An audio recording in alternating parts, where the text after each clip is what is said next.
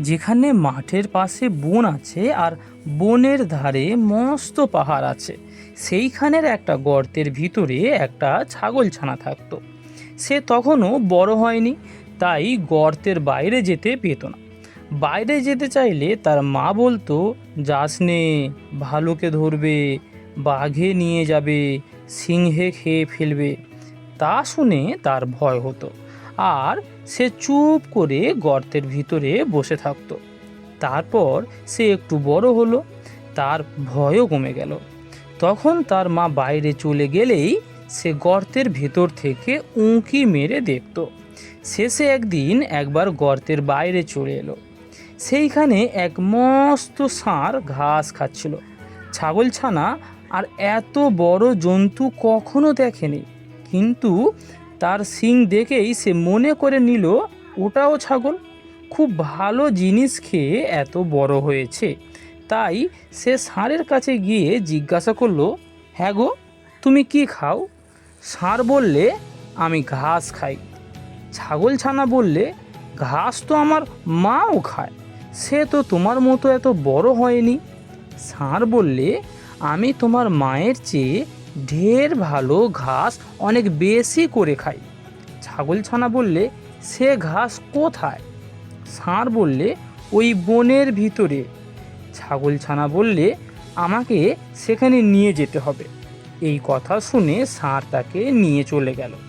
সেই বনের ভিতরে খুব চমৎকার ঘাস ছিল। ছাগলছানার পেটে যত ঘাস ধরলো সে তত ঘাস খেলো। খেয়ে তার পেট এমন ভারী হলো যে সে আর চলতে পারে না। সন্ধে হলে ষাঁড় এসে বলল, চলো এখন বাড়ি যাই। কিন্তু ছাগলছানা কি করে বাড়ি যাবে? সে তো চলতেই পারে না। তাই সে বলল, তুমি যাও, আমি কাল যাব। তখন ষাঁড় চলে গেল। ছাগলছানা একটি গর্ত দেখতে পেয়ে তার ভিতরে ঢুকে রইল। সেই গর্তটা ছিল এক শিয়ালের। সে তার মামা বাঘের বাড়ি নিমন্ত্রণ খেতে গিয়েছিল। অনেক রাত্রে ফিরে এসে দেখে তার গর্তের ভিতরে কীরকম একটা জন্তু ঢুকে রয়েছে। ছাগলছানাটা কালো ছিল, তাই শিয়াল অন্ধকারের ভিতরে ভালো করে দেখতে পেল না। সে ভাবল বুঝি রাক্ষস হবে। এটা মনে করে সে ভয়ে ভয়ে জিজ্ঞাসা করলো, গর্তের ভিতরে কেউ? ছাগলছানাটা ভারী বুদ্ধিমান ছিল। সে বললে, লম্বা লম্বা দাড়ি, ঘন ঘন নাড়ি, সিংহের মামা আমি নরহরি দাস, 50 বাঘে মোর এক এক গ্রাস। শুনেই তো শিয়াল বাবা গো বলে সেখান থেকে দে ছুট। এমন ছুট দিল যে একেবারে বাঘের ওখানে গিয়ে তবে সে নিঃশ্বাস ফেললে। বাঘ তাকে দেখে আশ্চর্য হয়ে জিজ্ঞাসা করলে, কি ভাগ্নে, এই তো গেলে, আবার এখনই এত ব্যস্ত হয়ে ফিরলে যে? শিয়াল হাঁপাতে হাঁপাতে বলল, মামা, সর্বনাশ হয়েছে। আমার গর্তে এক নরহরি দাস এসেছে। সে বলে কি না যে 50 বাঘে তার এক গ্রাস। সেই কথা শুনে বাঘ তো ভয়ানক রেগে গেল। বললে, বটে, তার এত বড় আস্পর্ধা, চলো তো ভাগ্নে, তাকে দেখব কেমন 50 বাঘ তার এক গ্রাস। শিয়াল বললে, আমি আর সেখানে যেতে পারবো না। আমি সেখানে গেলে যদি সেটা হাঁ করে আমাদের খেতে আসে, তাহলে তুমি তো দুলাপে পালাবে।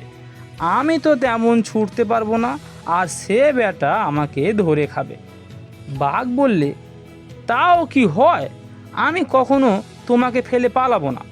শিয়াল বললে, তবে আমাকে তোমার লেজের সঙ্গে বেঁধে নিয়ে চলো। তখন বাঘ তো শিয়ালকে বেশ করে লেজের সঙ্গে বেঁধে নিয়েছে, আর শিয়াল ভাবছে এইবারে আর বাঘ মামা আমাকে ফেলে পালাতে পারবে না। এমনি করে তারা দুজনে শিয়ালের গর্তের কাছে এলো। ছাগলছানা দূর থেকেই তাদের দেখতে পেয়ে শিয়ালকে বলল, দূর হতভাগা, তোকে দিলুম 10 বাঘের কড়ি, এক বাঘ নিয়ে এলি লেজে দিয়ে দড়ি। শুনেই তো ভয়ে বাঘের প্রাণ উড়ে গিয়েছে। সে ভাবলে যে নিশ্চয়ই শিয়াল তাকে ফাঁকি দিয়ে নরহরি দাসকে খেতে দেওয়ার জন্য এনেছে, তারপরে সে কি আর সেখানে দাঁড়ায়, সে 25 হাত লম্বা এক এক লাফ দিয়ে শিয়ালকে শুদ্ধ নিয়ে পালালো। শিয়াল বেচারা মাটিতে আছাড় খেয়ে, কাঁটার আঁচড় খেয়ে, ক্ষেতের আলে ঠক্কর খেয়ে একেবারে যায় আর কি।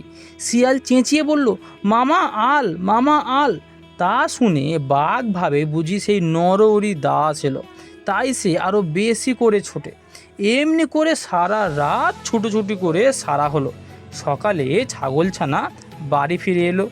শিয়ালের সেদিন ভারী সাজা হয়েছিল। সেই থেকে বাঘের ওপর তার এমন রাগ হলো যে সে রাগ আর কিছুতেই গেল না।